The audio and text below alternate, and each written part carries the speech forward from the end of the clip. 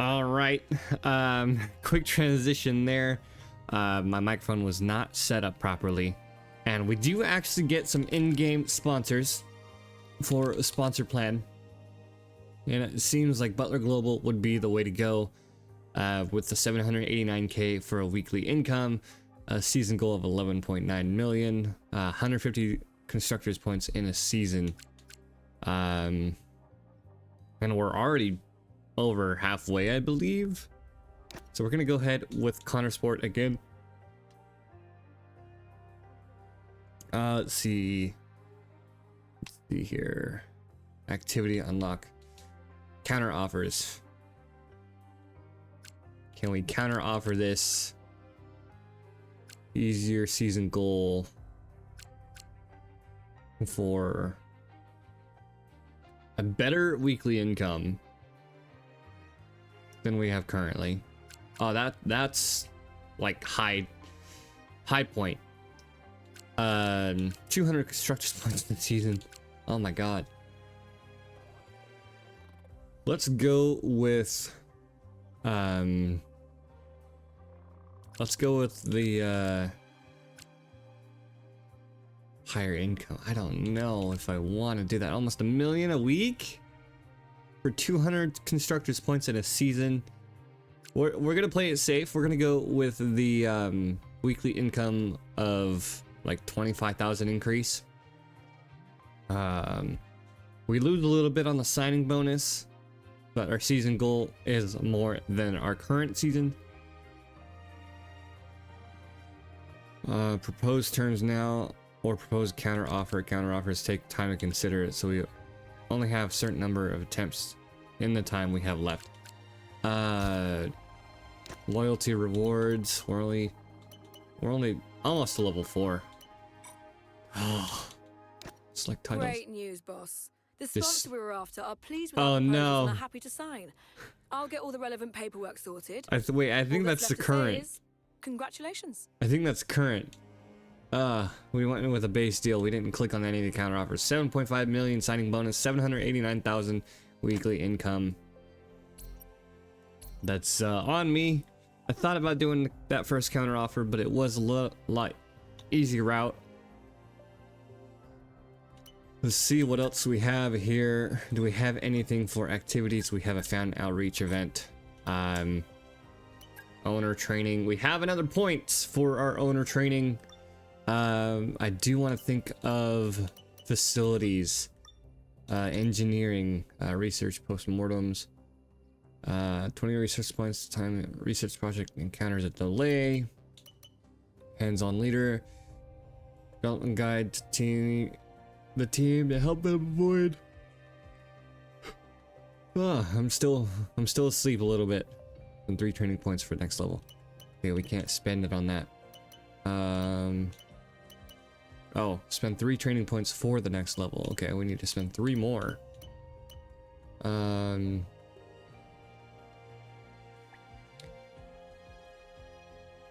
Use success in all your dealings with the engineering team in order to help maintain positive mindset. Impacts to morale and engineering are more beneficial when fan sentiment is positive. Time taken to develop upgrades by 15%. Oh my god. That's not gonna help us though. Open dialogue. King fan rating time. I do want to go. I honestly haven't spent that much time in here to know what exactly I need to go for.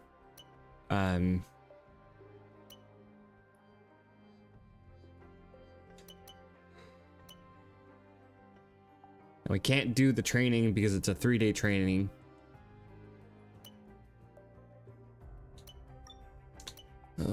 Fan rating, rate of hiring, impact on driver perception.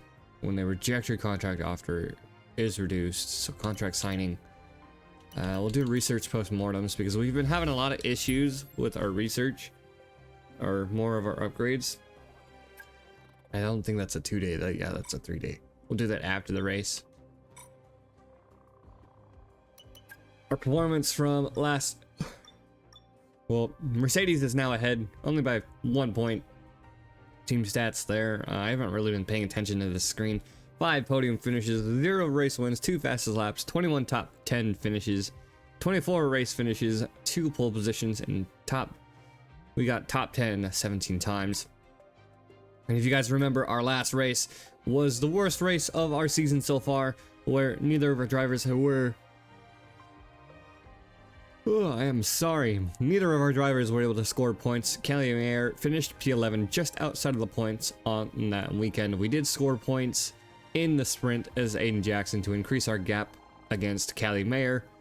But that is that. We're over halfway through this season and looking forward to it.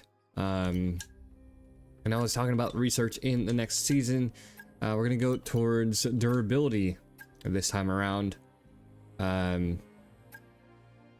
Recommend another durability upgrade right before I forget which race that is. Italy, Monza.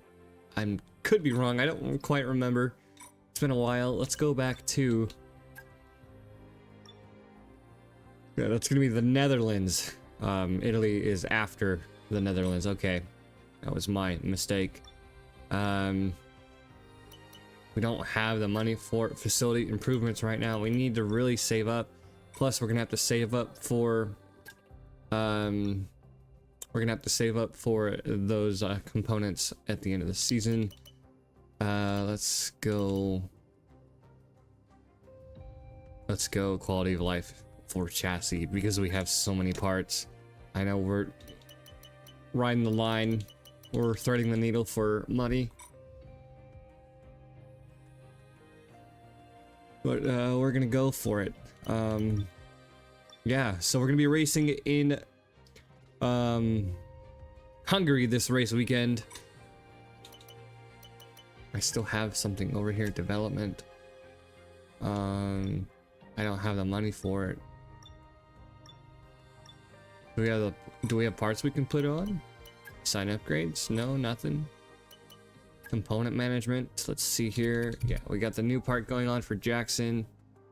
And then we're looking at Callie Mayer, 30, 30, 25, 29, 13, 15, and 38. So we're gonna be racing as Callie Mayer this time around in Hungary. Hey boss, Personnel facility. you got a moment to look at something? All right. Contact supplier, determine the delay, but wait for the supplies to arrive. New supplier. Can't afford to wait any longer. Cancel with our current supplier and take our business elsewhere. Let's just wait it out. Probably get benefits, positive benefits out of that. Another message here. Cash flow concern. Of course there is. And then that one is for development for Arrow, which we don't have the money for.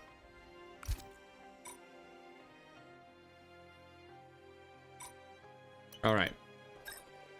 Energy store cells development failed. Of course it did. We suffered from significant wear on one of our parts during the last race.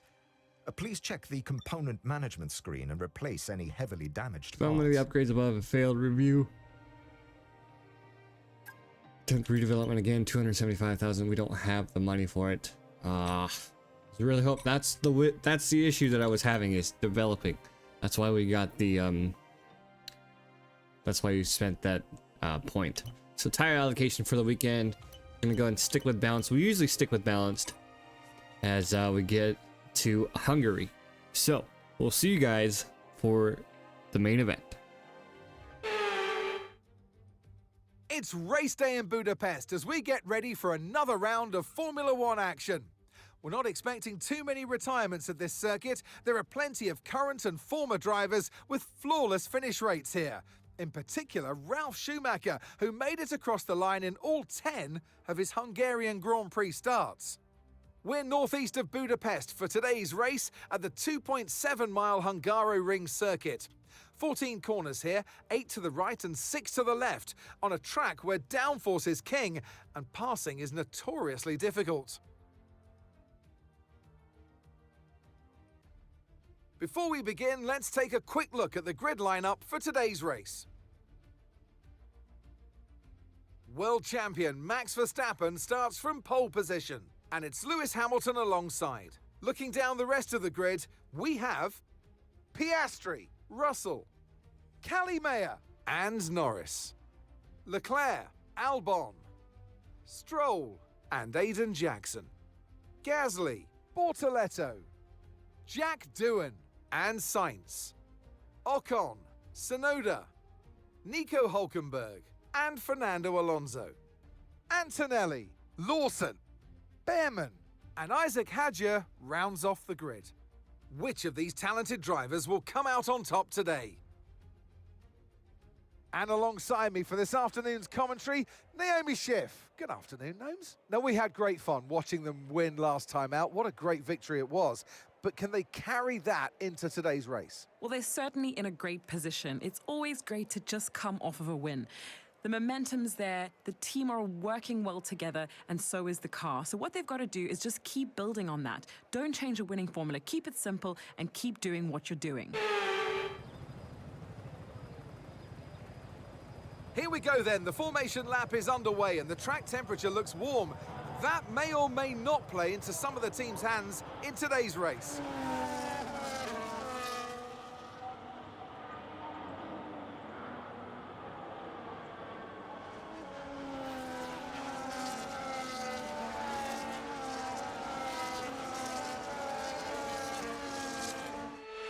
So as all the cars reform the grid, the drivers will be hoping to get a strong start. They'll want to earn some valuable points from today's race, with final communications being done with their race engineers, ensuring the planned strategies are all in place.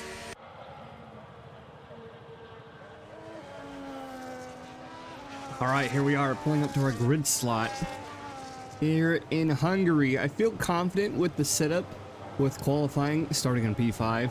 But we do have a higher downforce setup, so I don't know how we're going to be doing down this main straight. We'll have to wait and see how we do as we see the rest of the cars pulling up to their grid slots for this race. 5 red lights are on. Mayer P5, Aiden Jackson P10. Both of our drivers making it into Q3. Good start. Russell, not to a good start. We have Piastri, Hamilton ahead, fighting. Possibly a 3 wide. No, Verstappen holds the inside. He covers off Hamilton. Piastri P2. We hold on to P4. 3 wide behind us between Russell, Leclerc, and Norris. Albon P8, Stroll P9, Jackson P10. The 2 Alpines just outside of the points. And we're basically sitting behind Hamilton and Piastri as they're side by side coming through, giving Verstappen an opportunity to pull away early as they are fighting. Piastri falls behind Hamilton again. A little bit of contact from us, from Leclerc. And there's a little bit of contact there again as we make it through those sets of turns coming before this chicane. And this chicane, I definitely felt it through this first lap. We definitely made some mistakes on our setup as we go through the rest of the grid. Seeing how many drivers we have going through medium tires. You guys saw the tire strategies at the beginning of the race before the formation lap ended, and you can see a lot of people in the back half of the field starting on hards to go for a long first stint. As we see Noda in the Red Bull, Ocon, Hulkenberg, as the gap is forming between Verstappen and Hamilton. 1.6 is the gap. Lap 2 now as DRS is active, as the rest of the grid after the top 5 is within a second of each other. So a big DRS train coming down that main straight coming in this next lap, unless people can make some gaps. We see a gap forming between Jackson and Stroll. We see a gap forming between Hamilton and Piastri now, as we're coming back to Mayer. Lando Norris trying to close in on Mayer as we're coming through sector 2. We had an issue with this area last lap where we had the contact with Leclerc. Leclerc made a pass on Piastri on lap 2, I believe it was, as we're moving on to lap 3, where Norris is going to have an opportunity to try to make an overtake, because we are now 1.3 seconds outside of... We're 1.3 seconds back behind Piastri, so that gives Lando Norris the perfect opportunity to make a move. You can see the lighting effects happening again like it did in the last race in Spa. I don't know what settings to change for that. If you guys know, please let me know what settings to change in the comments or contact me on Discord.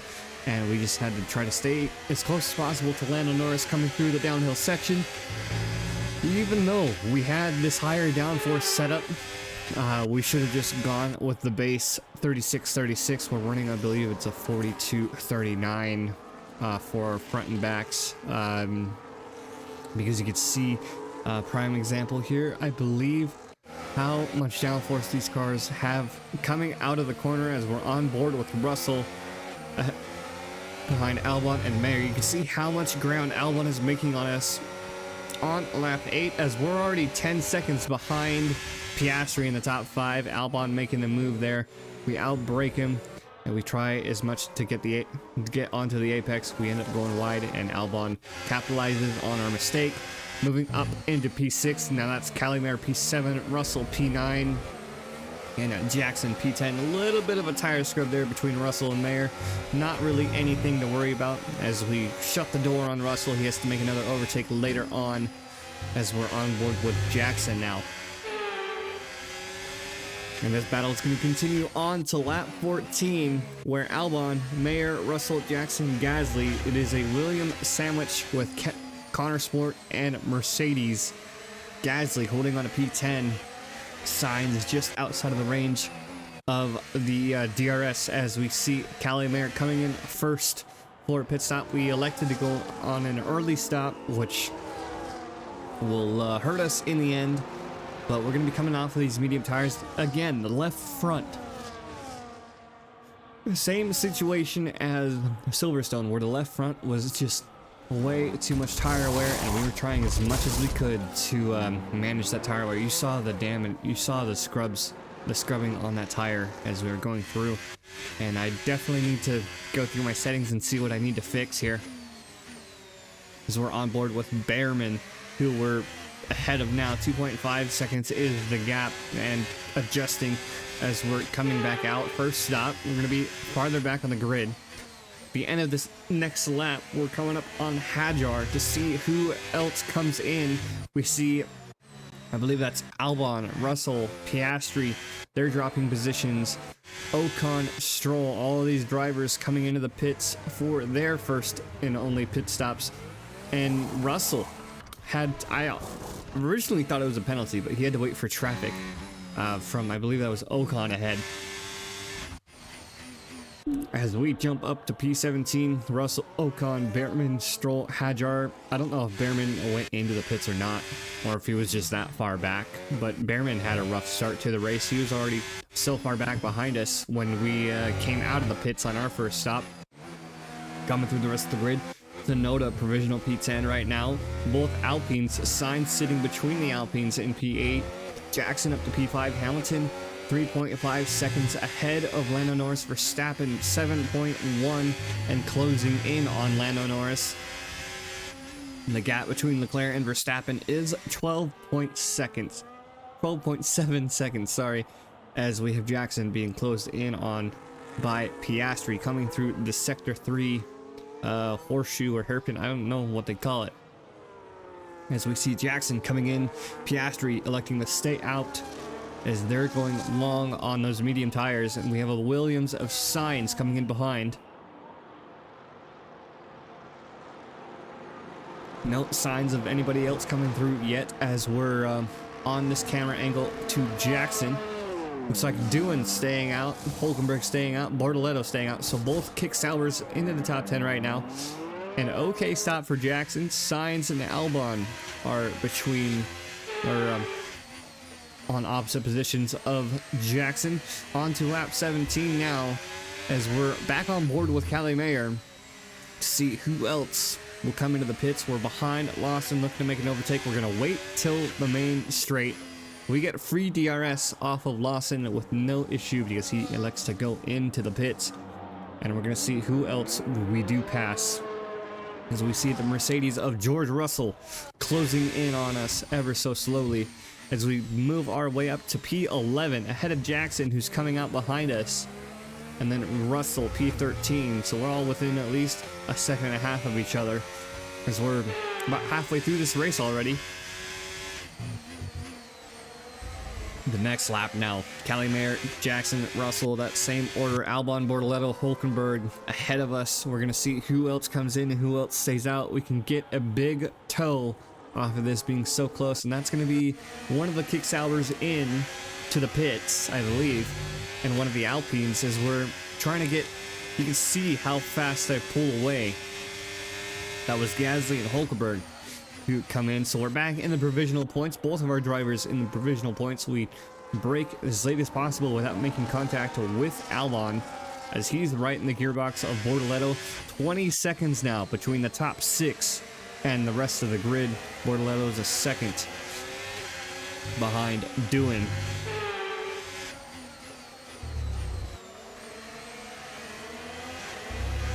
Lap 20 now, we're behind Albon and Bortoleto still.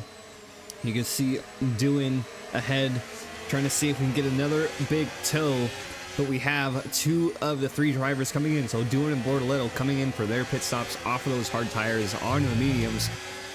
And we try to get a decent toe off of Albon, but you guys could just see the back end tries to step out a little bit. Even with DRS, we just couldn't make the pass on Albon, and we have that Williams sandwich again where it's Albon, Mayer, Russell, Jackson, and Sainz for the rest of the top 10 as we go through the rest of the drivers in this bunch.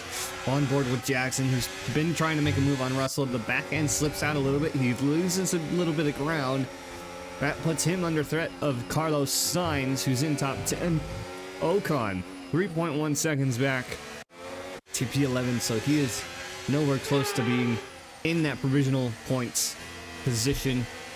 And we're on the end of lap 21 where Russell made the move on Russell's been ahead of Jackson, sorry, as Russell's gonna be able to make the move on Calimere, and Jackson nearly makes a move as well. So we cross back over, which honestly, you know, it's an illegal move, but we made it anyways to try to defend our position. But I felt that after that move, we need to make a decision that is not likely.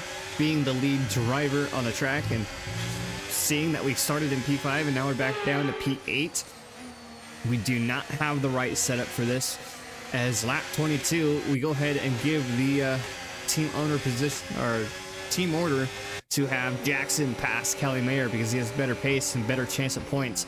That would increase the gap of our drivers in the standings, but that would help our team in the constructor standings against Mercedes because Russell is the lone driver in Mercedes leading the fight against us. So we're hoping that Jackson can get ahead of Russell as we're on board with Carlos Sainz now, who's ahead of Gasly and behind us. So actually the same lap as we saw that position change, and we see an engine failure for Carlos Sainz. An unsafe stop in Sector 2 in Hungary. We have the settings unchanged for the safety car as we're watching drivers go through the grid. We see drivers have already been lapped. We see Hajar, Lawson, Behrman coming through Sector 2 before the hairpin, and we're going to be going over to Verstappen, Hamilton, see where they're at. We see Lawson there, and then Behrman as we go through to Verstappen. Verstappen just passed Hamilton's coming through Sector 2, so Hamilton P2, Verstappen P1 has already lapped drivers here on lap 24:35 with no safety car during this situation. That would have been a safety car, but I don't know if they put an update out where they reduced the default safety car opportunity, as we're back on board with Calimere, moving on to lap 28. Defending against Pierre Gasly, who is now in P10. He was sitting at P11 behind Sainz. Nothing we can do here. We have the Haas of Ocon to defend against now. As we're nearing the end of this race, back end steps out. We wanted to get DRS back open, but we didn't want to risk the back end coming out. Lap 33 to lap 34. Oliver Behrman, who's been lapped. Sainz down P22 from his retirement. Lawson, Hajar, Bortoleto, Doohan, and Stroll, I believe, all at this point are lapped by Verstappen, Hamilton, and Leclerc. As we're coming on to the main straight on board with Behrman, we have the second failure of the race, starting his second to last lap. He doesn't get to finish, and he doesn't classify as a finish. He gets DNF, as we see where our lead drivers are on their final laps. Just going through the camera cycle and drivers as they're on the final lap. Coming down to Jackson, who's P7, still behind George Russell, 4 seconds behind George Russell. So Russell is going to be holding on to that lead against us with Mercedes and Konnersport. We are in P10. We have 2 drivers ahead of us of the Williams and the Alpine, who are in P9 and P8. We have an opportunity to get ahead of them here on this final lap. I feel like we're close enough. I feel like we have enough tire wear to attack on this final lap as Cali Mayer. We just have to wait for the opportunity. If Sector 2 would be the best bet if we can get a good launch out of the corner as we try and close in as much as possible. You can see how much we're lifting off in these corners with the tire life on these cars. This year's game is just way ridiculous, and I didn't want to dare turn off the tire sim to where it's just carcass, or I have it change the tire settings to where it's just the tire surface. So I do tire surface and carcass for my simulations. I always do it like that to aid with the realism. But all the way through the lap, Sector 3, nothing has changed quite yet. Can we get an opportunity out of these last few corners? We're closing up to the gearbox of the Alpine of Pierre Gasly and the Williams of Albon ahead. Just, you can see right here on this final lap, they're pulling away at too much. Back end steps out a tiny bit. We're finishing P10. It's another victory and a champion's performance from Max Verstappen. Well, that's 2 race wins in a row for them. I think they'll be really happy with that. I mean, 1 race win is great, but to have 2, you know that you've got it. You're a little bit more comfortable in your skin. This is a great sign of maybe what's to come next.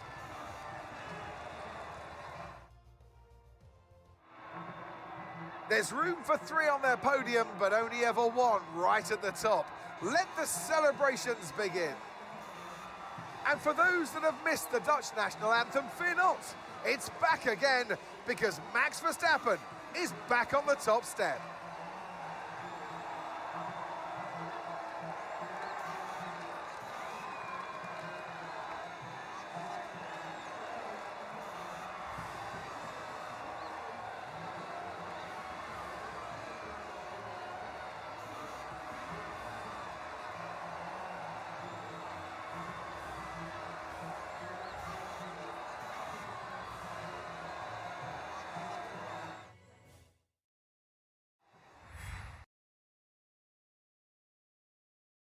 Well, that was certainly an exciting weekend of Formula One. Be sure to join us for more exciting Formula One action very soon.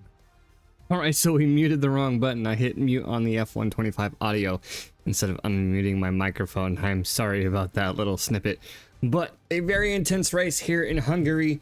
We lost out on a decent amount of points as Cali Mayer dropped down from P5 to P10, in Jackson going up from P10 to P7 for a decent amount of points, and that's increasing the gap between our 2 Konnersport drivers. So we head on over to the driver standings.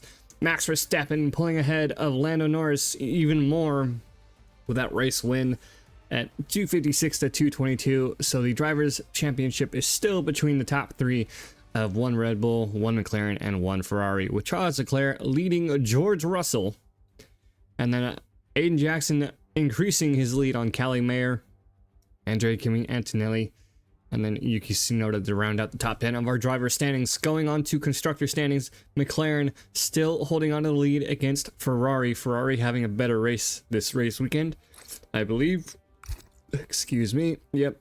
Ferrari double podium, McLaren just off of the podium there. Red Bull sitting at 308 points, strongly holding on to 3rd place as they're about 100 points ahead of Mercedes, and then Konnersport and Mercedes are battling it out for points. So that is our constructors and drivers standings. I hope you guys enjoyed the race. I had a lot of fun. I was a little bit shocked that the retirement from Carlos Sainz didn't pull out a safety car, because we haven't had, we just haven't changed the settings for the safety car. and I was surprised. Everybody up to P15 were not lapped. Max Verstappen lapped everyone up to P16. And Oliver Behrman retiring there on the main straight on the start of his last lap. They marked him as 2 laps down. So, I hope you guys enjoyed. I had a lot of fun, and we'll see you guys in the next one.